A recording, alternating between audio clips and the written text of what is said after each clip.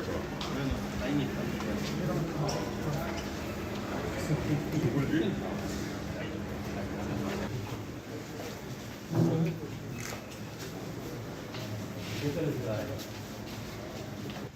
चलो भैया चलो भैया इनके हो जाए दे बेटा है भैया भैया थोड़ा सा हल्का फैल लियो मसा ये नीचे वाला तक हो गया। इनका आइए भैया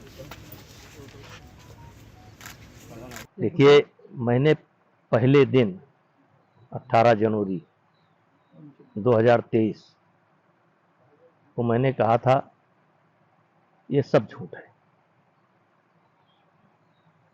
और मैंने इसलिए कहा था कि मैं दूसरे को नहीं जानता हूं, मैं अपने आप को जानता हूं।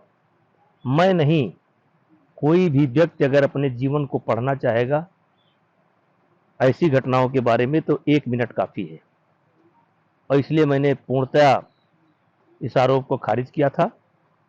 और आज 2023 में जो कहा था, आज भी उसी बात पर कायम हूं।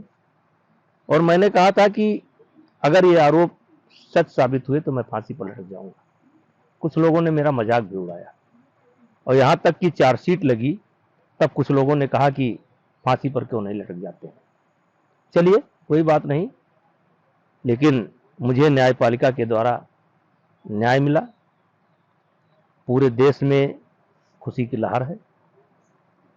देश के हर प्रांत ने, हर मीडिया ने, हर चैनल ने, हर हिंदी, उर्दू, कन्नड़ अखबार ने, सब ने इस विषय को प्रमुखता से स्थान दिया है,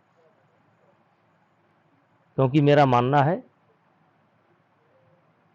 कल मैंने बोला था, इस देश के अंदर 3 धाराएं ऐसी हैं जो महिलाओं के संरक्षण के लिए, दलितों के संरक्षण के लिए बनाई गई थी। आज इन तीनों धाराओं का बहुत बड़े पैमाने पर दुरुपयोग हो रहा है। अभी मैं सुप्रीम कोर्ट का एक कल जजमेंट आया है, शाम को मैं देख रहा हूं। उन्होंने कहा है कि रिलेशनशिप में रहने के बाद, आपसी सहमति के आधार पर साथ रहने के बाद जो मुकदमे लिखाए जा रहे हैं, ये अदालत पर भार है। एक तरीके से जो विचार मैंने प्रकट किया वो मेरा विचार नहीं है। मैं पूरे देश में घूमता हूं, और आज के तारीख में 3 धाराओं से दलित उत्पीड़न, दहेज उत्पीड़न और यौन उत्पीड़न से देश परेशान है। विशेष करके मिडिल क्लास के लोग परेशान हैं। और कल मैंने अयोध्या से ये बात बोली थी कि मैं नहीं कहता कि इन धाराओं को समाप्त किया जाए, क्योंकि ये संरक्षण के लिए बनाई गई हैं, सोच समझ करके बनाई गई हैं। लेकिन आज इन धाराओं को हथियार के रूप में प्रयोग किया जा रहा है, इसकी समीक्षा होनी चाहिए। देखिए, मुख्य कारण था भूपेंद्र हुड्डा और ये खिलाड़ी जो सब हरियाणा के रहने वाले हैं। ये कुश्ती संघ का अध्यक्ष का पद चाहते थे। इसमें आप साक्षी के बयान भी देख सकते हैं।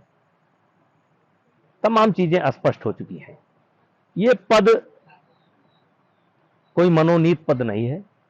इसमें बाकायदा चुनाव होता है, जिसमें केंद्र शासित और अन्य राज्यों के 2-2 प्रतिनिधि होते हैं।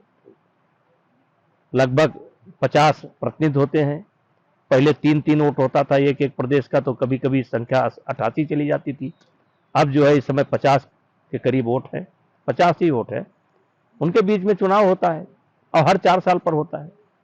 तो ये कोई मनोनीत पद नहीं है, तो इनको समर्थन नहीं था। ये टोटल राजनीतिक था, और इसमें कांग्रेस भी शामिल हो गई, किसान आंदोलन के लोग भी इसमें शामिल हो गए, कनाडा से भी लोग शामिल हो गए। प्रियंका जी को ले आए, गुमराह करके ले आए। सारे चीफ मिनिस्टर लगभग शामिल हो गए कांग्रेस के, ममता शामिल हुई। बहुत देशव्यापी एक तरीके से चला। आम आदमी पार्टी भी खटिया उटिया सप्लाई करती रही, लेकिन मैं कभी जो है हार नहीं माना, और भगवान की कृपा से मुझे न्याय मिला।